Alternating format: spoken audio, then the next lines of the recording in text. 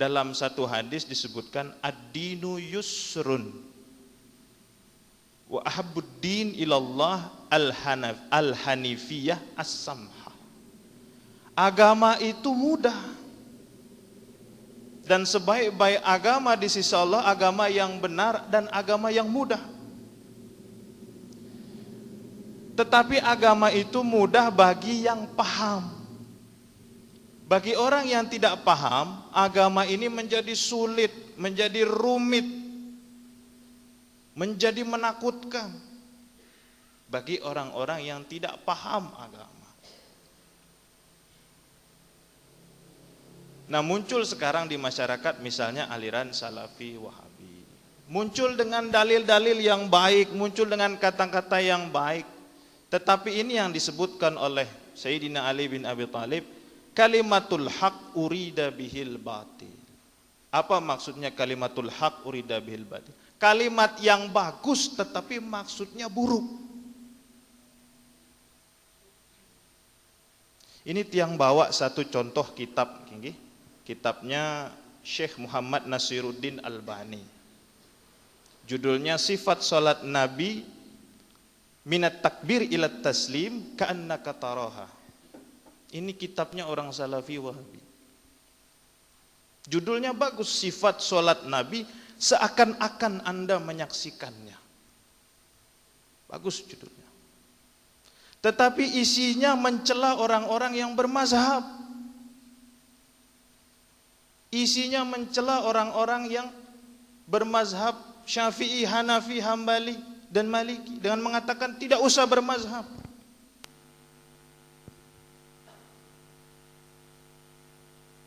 Orang-orang Salafi Wahabi sini kan dalilnya inna asdaqal hadisi kitabullah wa khairal hadi hadi Muhammad sallallahu alaihi wasallam wa syarrul umuri muhdatsatuha wa kullu muhdatsatin bid'ah wa kullu bid'atin dhalalah wa kullu dhalalatin finnar. Itu yang selalu dijadikan dalil oleh orang-orang Salafi dan Wahabi. Kullu muhdatsatin bid'ah, setiap hal yang baru itu disebut bid'ah. Wa kullu bid'atin dhalalah, setiap yang bid'ah itu sesat. Wa kullu dhalalatin finnar, dan semua yang sesat itu masuk ke dalam neraka. Datang aliran ini ke tengah-tengah kita. Mulai masyarakat ini bingung. Apa yang selama ini dilakukan oleh masyarakat yang menjadi tradisi Maulid Nabi, Isra Mi'raj, praktek sholat, praktek puasa, tiba-tiba datang aliran mengatakan ini bid'ah, ini sesat, ini masuk neraka. Bingung kita. Dan aliran Wahabi ini mengatakan kita kembali kepada Quran, kembali kepada sunnah. Loh, memangnya selama ini kita tidak berpegang kepada Quran dan sunnah? Kan itu pertanyaan. Malah lek sopo tempat sini dengan Wahabi sini beketuan, embe sida turutang tuan guru apa nabi coba. Kan bingung jamaah. Masa tepilin tuan guru? Embe sida turut tuan guru apa nabi? Nabi ndek maulid, tuan guru maulid. Bingung jamaah. Kalau kita pilih tuan guru kita meninggalkan nabi. Kalau kita pilih nabi kita meninggalkan tuan guru. Padahal nenara tuan guru sini menjelek-jelekkan, mengajarkan jamaahnya untuk meninggalkan ajaran nabi. Nenara. Ulama sini warasatul anbiya, pewarisnya para nabi, pewarisnya para rasul. Masa pertanyaan sini embe dipilih, embe turut tuan guru apa nabi? Ini kan persoalan. Nah, maka para guru-guru yang kami muliakan dan para pengurus, karena menjadi penyambung lidah dari yayasan kepada masyarakat, selaku kesini berharap kita semua bisa memberikan penjelasan kepada masyarakat bahwa apa yang menjadi keresahan tentang ajaran-ajaran yang baru ini sebenarnya mudah kita lawan dengan pemahaman yang benar tentang agama kita. Bagaimana mendapatkan pemahaman yang benar? Belajar. Bagaimana belajar yang benar? Belajar langsung kepada sumbernya. Bagaimana langsung kepada sumber? Kita baca kitabnya, cari guru, belajar kepada guru. Itulah yang disebut sebagai bermazhab. Bermazhab sini maksudnya itu berguru. Yang disebut sebagai bermazhab itu berguru. Itu mele belajar cara sembahyang, cari tuan guru, belajar kepada tuan guru. Bagaimana cara bersembahyangnya tuan guru? Ikut kita cara sembahyangnya tuan guru, itulah yang disebut sebagai bermazhab. Karena tuan guru pasti ya belajar dari tuan guru. Tuan guru belajar kepada tuan guru sampai kepada para tabi'in, sampai kepada para sahabat, sampai kepada Rasulullah Muhammad SAW. Jadi ilmunya bersambung, bersanad. Nah, jadi aliran Salafi Wahabi mengatakan tidak perlu bermazhab. Langsung wah Quran hadis, dendek tuan guru, dendek ngadu kiai, dendek ngadu ustad, dendek ulah ngadu mazhab, langsung Quran hadis, dendek tebkangku. Karena Quran hadis ini perlu pemahaman, perlu penafsiran. Pemahaman dan penafsiran itulah yang disebut sebagai ijtihad. Ada mazhab, ada ijtihad. Mazhab itu apa? Kita berguru. Berguru kepada tuan guru, berguru kepada ulama. Ulama itu berijtihad. Maksudnya apa? Memberikan pemahaman, penafsiran tentang Al-Quran dan hadis. Jadi kita bisa belajar sembahyang itu tidak membaca Quran, tidak membaca hadis, tidak membaca sunnah, tetapi berguru kepada tuan guru, berguru pada ustaz. Coba ambil Quran, ambil Sahih Bukhari, baca Quran, baca Sahih Bukhari, pasti pusing itu. Untuk mele belajar sembahyang. Karena dalam Al-Quran tidak ada gerakan sembahyang secara utuh dijelaskan. Untuk peta Quran sini aqimis sholah. Inna sholata tanha anil fahsya'i wal munkar. Dia nara gerakan-gerakan solat secara utuh ini nara. Hanya perintah melaksanakan solat. Di mana penjelasan ibadah solat? Di dalam sunnah. Dan di dalam sunnah pun bermacam-macam. Arak model takbir lurus dengan daun telinga, arak model-model si lain. Sedekah pun luwe modelnya. Dan masing-masing bersandar kepada dalil.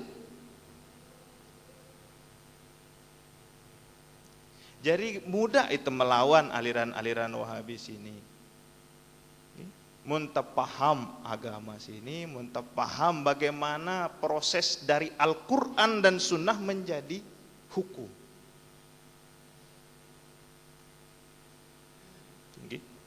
Jadi dalam Islam sini, Arab pira hukum coba. Dalam Islam Arab pira hukum. Arab 5. Apa? Wajib, mandub, mubah, makruh, mahdzur. Arab 5 hukum. Jadi hukum sini tidak bid'ah sunnah doang. Arab 5 hukum sini. Dan hukum-hukum ini kita bisa ketahui melalui dalil. Dalil itu ada 4. Ada Al-Quran, ada Sunnah, ada Ijma, dan ada Qiyas. Jadi dalil sini tidak Quran Sunnah doang. Ada Ijma, ada Qiyas. Jadi panjang proses dari Al-Quran dan Sunnah menjadi hukum, panjang proses. Tidak sekedar itu baca Quran, baca Sunnah langsung paham hukum. Ini problem lek masyarakat sini, lek jamaah sini. Muna kita ustad sini dalil doang isin. Seakan-akan dalil sini yang menjadi pokok. Padahal yang ingin kita ketahui adalah hukum. Dek neselapu itu sini tahu baca dalil. Baca Quran doang masih pusing. Maka ulama-ulama mazhab sini membuat ikhtisar, membuat mukhtasar, ringkasan-ringkasan. Muntah kita kitab-kitab fikih, kitab-kitab ibadah sini ringkas. Sholat, rukunnya apa saja, syarat sahnya apa saja, syarat wajibnya apa saja, yang membatalkan apa saja. Sederhana. Tidak perlu meta apa dalilnya takbir sini. Pusing itu. Jadi ulama mazhab sini membuat ringkas. Tidak tula kita lek Quran malik apa dalilnya, kita lek sunnah. Langsung baca kitab fikih, kitab ulama mazhab, langsung tahu itu. Oh ini syarat sah sholat. Oh ini rukunnya sholat. Oh ini yang membatalkan sholat. Jadi lebih molah itu dengan adanya mazhab-mazhab di dalam fikih. Apakah boleh kita fanatik berpegang kepada satu mazhab? Muntakadu Syafi'i, Syafi'i sampai temate Syafi'i. Dek tekang. Karena keadaan-keadaan sini pasti memaksa kita untuk menggunakan mazhab si lain. Contoh, ketika naik haji, muntakadu mazhab Syafi'i batal doang wudhu tuh. Aina harus tekadu mazhab si lain. Mazhab Maliki bersentuhan tangan dengan mama bareng dengan ini dia batal wudu. Itu selama Maroko misalnya tekadu mazhab Maliki, tekadu mazhab Syafi'i bingung dengan tuh. Jadi tidak terlalu fanatik terhadap satu mazhab. Tetapi mazhab sini maksudnya mazhab kita berguru, mengikuti kaul ulama, mengikuti pendapat ulama. Bukan berarti mengikuti pendapat ulama sini kita meninggalkan Rasulullah, meninggalkan Quran dan Sunnah, bukan. Tetapi karena keterbatasan selapu tes ini, dek teganggu baca Quran, dek teganggu paham tafsir. Coba pelajari Al-Quran sini luwe ilmu, ara ilmu balaghah, ilmu nahwu, ilmu sharaf, ilmu tafsir, ilmu ma'ani. Kita harus belajar ilmu usul fiqh, harus belajar ilmu fikih, harus belajar ulumul Quran dan sebagainya. Habis waktu kita mempelajari selapu ilmu sini, cukup belajar tipak dengan si tahu. Fas'alu ahla dzikri in kuntum la ta'lamun. Ini maksudnya gini. Menarik persoalan misalnya biasa lek kalangan Salafi Wahabi sini praktek sholat yang berbeda. Yang baca dalam sifat sholat Nabi sini memang muntakadu sifat sholat Nabi sini sembahyang kita ngadu sini pasti jadi masalah. Karena beda praktek sholat dengan apa sih terbiasa praktekkan lek dalam keseharian. Berbeda. Dek tekanggo assalamu alaika. Seakan-akan Nabi hadir. Dek tekanggo harus assalamu ala nabi. Dek tekanggo ngadu sayyidina. Akan jamaah bingung apa dalilnya ngadu sayyidina? Apa dalilnya assalamu alaika? Ini kadang lek zaman tahu tas ini murid kadang lebih pinter ketimbang guru.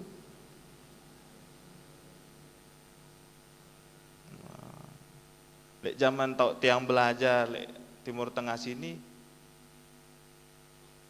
dek terani beketuan tipe ustadz sini beketuan dalil. Iya wah hafizul Quran, iya doktur, profesor, ustadz, masa beketuan dalil. Jadi pun dengan si beketuan dalil sini dia paham agama. Assalamualaikum. Maksudnya apa? Dalil dipahami oleh orang yang paham cara memahami dalil. Dena selapu itu paham cara memahami dalil. Saya sih paham dalil ulama, ustadz, kiai, tuan guru. Berikan satu persoalan kepada ahlinya. Idza wusidal amru ila ghairi ahlihi fantazirus sa'ah. Kalau satu urusan diserahkan kepada yang bukan ahlinya, pasti jadi masalah.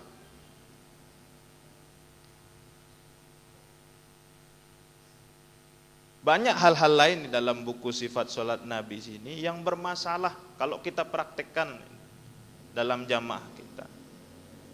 Nah, maka tiang Insya Allah dalam pertemuan yang akan datang Tiang akan mencoba membuka kitab yang sekiranya bisa menambah wawasan selaput sini tentang luasnya pemahaman agama. Karena agama tidak hanya sekedar itu ngaji, baca Quran, tidak sekedar. Tetapi ada hal-hal yang begitu luas dari agama sini yang membuat orang yang semakin paham kepada agama semakin melihat agama sini menjadi sesuatu yang mudah. Agama sini mempermudah hidup manusia, jangan kemudian agama mempersulit kehidupan manusia. Kalau kita rangkum agama Islam sini menjadi satu kaidah, maka kaidahnya adalah darul mafasid muqaddamun ala jalbil masalih. Darul mafasid, agama itu harus mencegah mafsadah. Jalbil masalih, agama harus mendatangkan maslahat. Apapun bentuknya. Jadi kalau ada datang orang membawa agama dengan gaya yang keras, seakan-akan dia yang paling benar, yang lain salah, mengkafir-kafirkan yang lain, berarti dia tidak memahami agama. Sederhana.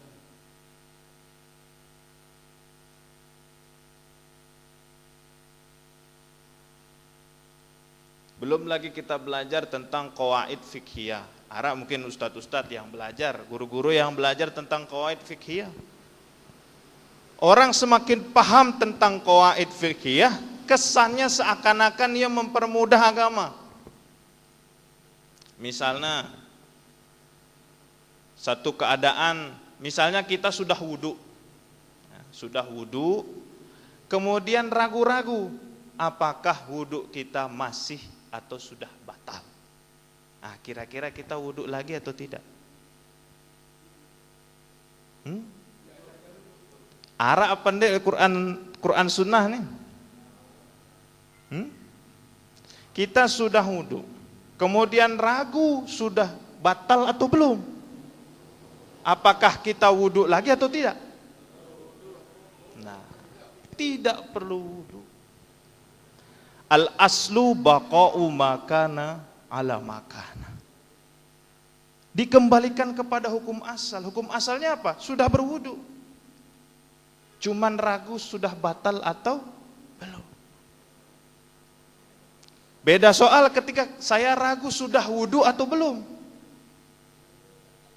Itu wah berwudu apa ndek mana nih? Maka kita wajib berwudu karena al aslu al adam.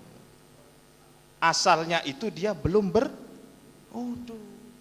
Ini kan dua persoalan yang berbeda. Satu sudah wudu tapi ragu wudunya batal atau belum. Yang satu dia ragu sudah wudu atau belum. Dua hal yang berbeda. Nah, itu dijelaskan dalam qawaid fiqhiyah. Qawaid fiqhiyah itu ada 5. Beberapa mungkin kita sudah sering dengar. Misalnya al-umuru bimaqasidiha. Segala hal itu tergantung dilihat dari tujuannya. Makanya orang Islam itu kalau sudah niat melakukan perbuatan kebaikan, niat saja, niatnya dicatat pahala. Karena niatul mukmin khairum min amalihi. Yang dilihat adalah maksud dan tujuan dari perbuatan. Meskipun lafaz niatnya salah, tapi makna sholatnya benar, tidak apa-apa. Mendek tahu bahasa Arab, terniat ngadu bahasa Sasak. Apakah sah? Sah. Jadi jangan lafaz niat itu dijadikan seakan-akan harus nengenu aku niat ini. Contoh lain, al-masyaqqatu tajlibut taisir. Bahwa yang namanya kesulitan itu membuka untuk adanya kemudahan. Makan babi hukumnya haram. Tetapi kalau sudah nenarak makanan lain selain babi, sedangkan mundek temangan babi mati, maka makan babi menjadi wajib. Ini hukum nih. Ribut vaksin narak babi. Lagu mundek bevaksin berpotensi kita terkena penyakit, maka vaksin menjadi wajib. Marak dengan jemaah haji ngadu vaksin meningitis.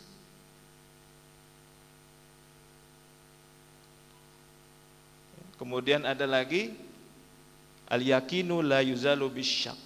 Nah, seperti tadi itu yakin itu wah wudu, ragu-ragu apakah wudu tesini wah batal apa ndek mah. Maka yang diutamakan adalah keyakinan bahwa kita sudah berwudu. Jadi luas agama sini, ndekna sekedar bid'ah ini bid'ah doang. Gitu. Apakah perlu misalnya setelah putus ini beketohan apa dalilnya, dalil itu perlu. Dalil itu pengetahuan kita terhadap Al-Quran, Sunnah, Ijma' dan Qiyas itu perlu. Tetapi serahkan itu kepada ahlinya. Ini maksudnya. Jadi tidak terpusing. Wah ini apa dalilnya? Itu mele beramal, ini apa dalilnya? Kan pusing gitu. Nabi zakat ngadu kurma, ngadu gandum, itu ngadu beras, apa dalilnya sih? Jangan-jangan zakat ngadu beras ini bid'ah. Karena Nabi ndek nawah berzakat ngadu beras. Apalagi ngadu kepeng. Nabi ndek nawah ngadu loudspeaker. Apakah hukum ngadu loudspeaker sini bid'ah? Bingung malih. Nabi ndek nawah ngadu juara dunia. Akhirnya selapu hal harus narak dalilnya pusing itu. Jamak-jamak beragama sini. Jamak-jamak itu beragama. Apa yang kita tidak paham, tanya kepada yang ahlinya. Jangan kemudian itu mengambil peran para ustadz, mengambil peran para ulama. Sepemahaman tiang nih, aliran-aliran si lain sini seakan-akan menjauhkan umat dari ulama, menjauhkan umat dari tuan guru, menjauhkan umat dari kiai. Yang mereka dakwahkan sini sebenarnya hal sih bagus. Sila tebareng-bareng tulak kepada Al-Quran, sila tebareng-bareng tulak kepada As-Sunnah. Betul. Tetapi kembali kepada Quran dan Sunnah itu bukan berarti tidak mendengarkan pendapat para ulama. Justru kembali kepada Quran dan Sunnah itu kita ikut pendapatnya ulama.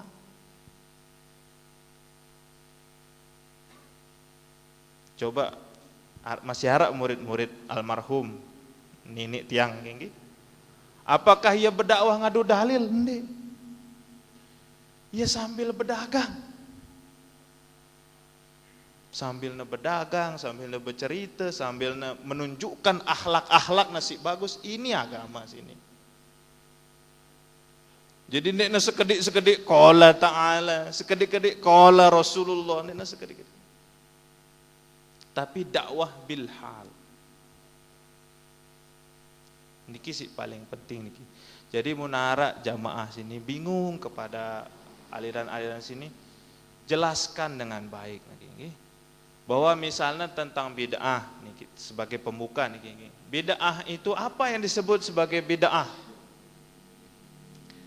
Selama ini dengan Wahabi Salafi sini mengatakan bid'ah sini piak-piaan. Kan ngono nggih? Pokoknya bid'ah sini ya miak-miak. Malam yaf'alhun nabi, apa-apa sini nagawe si nabi ini bid'ah menurut mereka. Padahal bid'ah sini maksudnya apa? Malam yadulla alaihi dalil asyar'i. Apa sini anak dalilnya sini bid'ah? Munara dalilnya ndekna bid'ah. Misalnya maulid. Apa isi maulid sini?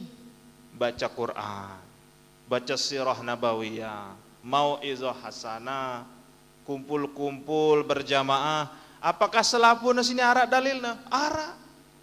Berarti maulid bukan bid'ah. Oh, maulid Nabi dinarak le zaman Nabi. Karena Nabi masih hidup. Selapu tesini ndik tahu marah apa angkuna Nabi sini. Jauh jarak masa waktu kita dengan Nabi, maka kita perlu hari-hari untuk mengenang Rasulullah Muhammad sallallahu alaihi wasallam. Ini jadi dalil. Apa Malik sih sering jadi persoalan ki? Masalah-masalah bid'ah sini. Misalnya cingkrang harus narak isbal gitu. Dende isbal sini menjulurkan sarung, menjulurkan kain melebihi mata kaki. Menurut mereka semua yang di bawah mata kaki neraka. Coba marak mesa akan selaput tersini tetap neraka persoalan selana. Masa karena perkara celana selaput tersini tamanang neraka, coba agama sih. Padahal hanya bermodal la ilaha illallah tamai tanang surga. Coba. Itu lebih baik masuk surga karena la ilaha illallah atau masuk neraka karena persoalan celana? Yang mana yang lebih masuk akal agama sini? Yang sesuai dengan ajaran Nabi sini? Menjulurkan sarung, menjulurkan celana karena sombong. Imam Nawawi misalnya mengatakan, tidak apa-apa menjulurkan celana, menjulurkan sarung asal lena sombong. Karena luwe dengan celana le atas mata kaki, sarung le atas mata kaki, marah ia doang paling alim. Oh dengan si lain ya neraka doang. Menuah taek gamis, taek sarung, taek celana, ia paling alim. Kan ini sombong. Ini persoalan. Jadi muntah semakin paham agama sini dek temuda nyalahang batur si lain. Masing-masing punya dalil. Menumbuhkan jenggot. Ini harus memanjangkan jenggot dan memotong kumis. Coba dengan sini kanggo jenggotnya muarak seke 2 3 masa harus berjenggot. Ini kan persoalan-persoalan yang sederhana dibuat menjadi rumit. Padahal itu senyum tipa batur sesama muslim. Itu bagus hubungan terhadap tetangga, ini sunnah. Ini sunnah sih paling baik. Berbuat baik, berakhlak yang bagus, ittiba kepada Rasul itu sunnah yang paling baik. Nah, dalam pengajian yang akan datang, insya Allah kita akan membahas yang pertama kitab Syarah Waraqat. Syarah Waraqat ini adalah kitab yang dikarang oleh Al-Imam Jalaluddin Al-Mahalli. Imam Jalaluddin Al-Mahalli ini yang mengarang kitab Tafsir Jalalain bersama Imam Jalaluddin As-Suyuti. Ya, yang kita akan bahas adalah syarahnya Jalaluddin Al-Mahalli terhadap kitabnya Imam Al-Haramain Juwaini, itu Syarah Waraqat. Jadi disebut sebagai Waraqat karena ya tipis kitabnya, tipis kitabnya, tipis. Ini kitab yang membahas tentang usul fikih yang paling dasar. Kita paham bagaimana proses hukum itu bisa ada, bagaimana dari Quran dan Sunnah, ijma dan qiyas dia bisa menjadi hukum. Itu kita bahas nanti dalam pembahasan Syarah Waraqat insyaallah. Yang kedua, kitab Maraqil Ubudiyah. Nah, ini yang membaca Maraqil Ubudiyah sini kok namanya sama dengan Maraqit Ta'limat. Jadi Maraqil Ubudiyah ini adalah kitab yang dikarang oleh Syekh Nawawi Al-Bantani Al-Jawi sebagai syarah dari kitab Bidayatul Hidayahnya Imam Hujjatul Islam Imam Al-Ghazali. Jadi kenapa disebut sebagai Maraqil Ubudiyah? Nah, ini kan ada Maraqi Al-Ubudiyah, Maraqi At-Ta'limat. Jadi sebenarnya pengertian dari Maraqit Ta'limat itu adalah pendidikan pengajaran yang berjenjang. Itu makna dari Maraqit Ta'limat. Jadi berjenjang. Orang kalau mau belajar sini ya berjenjang, bertahap. SD, ibtidaiyah dulu, baru sanawiyah, baru kemudian aliyah. Jadi cita-cita dari almarhum sini, Marakit Ta'limat sini, mendidik manusia, mendidik jamaah sini secara berjenjang, selaput jenjang ara, sampai tingkatan universitas nara. Ini maksudnya Marakit Ta'limat. Sama seperti Marakil Ubudiyah, karangan Syekh Nawawi Al-Bantani sini. Maksudnya apa? Di dalam kita menghamba kepada Allah Subhanahu wa taala juga ada jenjang, ada levelnya. Level pertama bidayatul hidayah. Jadi permulaan dari hidayah. Dikarang oleh Imam Ghazali, isinya bidayatul hidayah ini tentang bagaimana menjalankan ibadah secara benar. Mulai dari bangun tidur sampai dengan tidur lagi. Nanti kita akan bahas dalam bidayatul hidayah. Jadi permulaan datangnya hidayah adalah betul dulu amal kita. Amaliyah kita dulu diperbaiki, baru hidayah itu akan datang. Tapi ini masih tahapan jenjang pertama. Setelah bidayatul hidayah ada lagi kitabnya Imam Ghazali, Minhajul Abidin. Setelah itu paling terakhir tingkatannya adalah Ihya Ulumiddin. Nah, sama seperti pendidikan yang berjenjang yang disebut sebagai Marakit Ta'limat, Marakil Ubudiyah ini maksudnya penghambaan kepada Allah. Ibadah kita kepada Allah juga ada tahapan-tahapannya. Dan tahapan yang tertinggi dari ibadah adalah akhlakul karimah. Jadi tiang baru menemukan gini Marakit Ta'limat sini maknanya apa. Jadi bukan tangga pendidikan, tetapi pendidikan pengajaran yang berjenjang.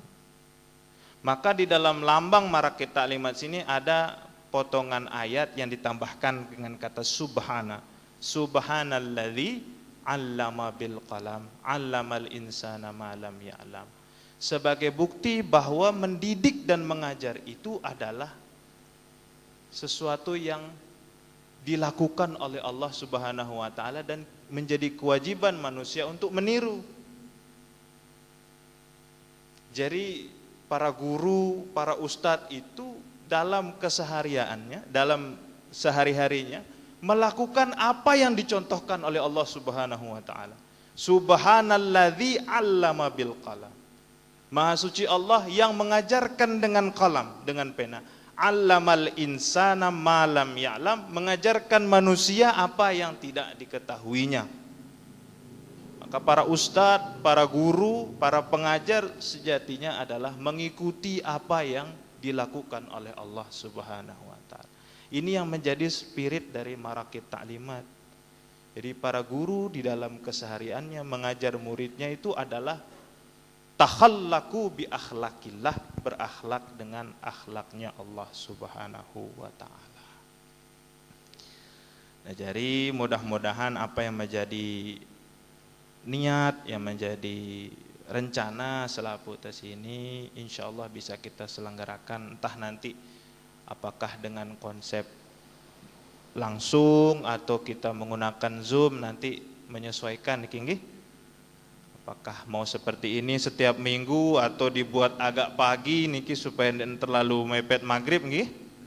Nah, itu tiang menyesuaikan saja. Yang jelas pengajian ini tujuannya adalah karena para guru dan para pengurus adalah penyambung pesan dari yayasan, maka selapu tes ini berharap apa yang disampaikan itu tidak mendatangkan kebingungan di jamaah, supaya jamaah tidak bingung. Ya, datang aliran, tidak bingung jamaah, datang pemahaman lain, tidak bingung jamaah, karena kita sudah memiliki pondasi-pondasi dasarnya. Muntah paham usul fikih sini jerak temilu Wahabi, jerak itu milu Wahabi sini. Muntah paham usul fikih doang. Apalagi muntah paham ilmu-ilmu lain. Insyaallah. Jadi sebenarnya niki ajaran Salafi dan Wahabi ini bukan kita membenci orang-orangnya, Tapi yang kita benci adalah bagaimana mereka sering mengkafirkan dan membid'ahkan saudaranya sesama muslim. Ini sih jadi masalah. Itu tidak terbenci manusia, yang kita benci pahamnya. Kok bisa mengkafirkan, bisa menyesatkan saudara-saudaranya sesama muslim. Tidak terganggu. Beda paham, beda aliran, beda guru, sini persoalan yang biasa. Jangan kemudian itu membuat kita saling menyalahkan satu sama lain.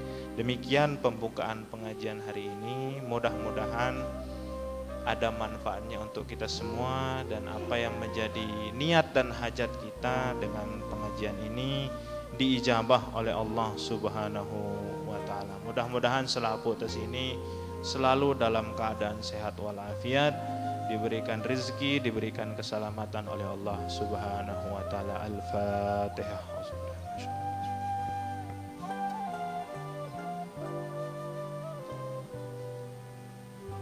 Demikian hadanallahu wa iyyakum ajma'in. Wassalamualaikum warahmatullahi wabarakatuh.